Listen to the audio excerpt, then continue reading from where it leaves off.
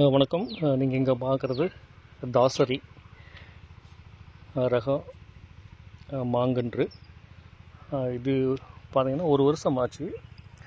We craft பண்ணின செடி. இது ஒரு 2 அடி உயரமுள்ள செடி இது கொண்டு வந்து நடவு போட்டோம். இது பார்த்திங்கன்னா நடவு போடுறதுலேருந்து இந்த மாதிரி பூ வச்சுட்டு இருக்குது, பிஞ்சு வச்சுது. ஸோ இது 2 வருஷம் வரைக்கும் எந்த காய்கள் விடக்கூடாது. காய் விட்டால் மரத்தினுடைய வளர்ச்சி குறையுன்னு சொன்னாங்க.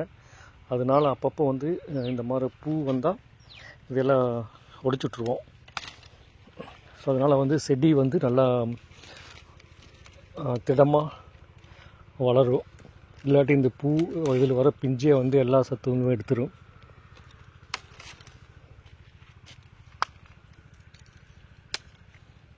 ஸோ இந்த வி கிராஃப்டர் முறையில் செடி வைக்கும்போது அடர் நடவு முறைக்கு இந்த மாதிரி வி கிராஃப்ட் போட்டால் நல்லதுன்னு சொல்லியிருந்தாங்க.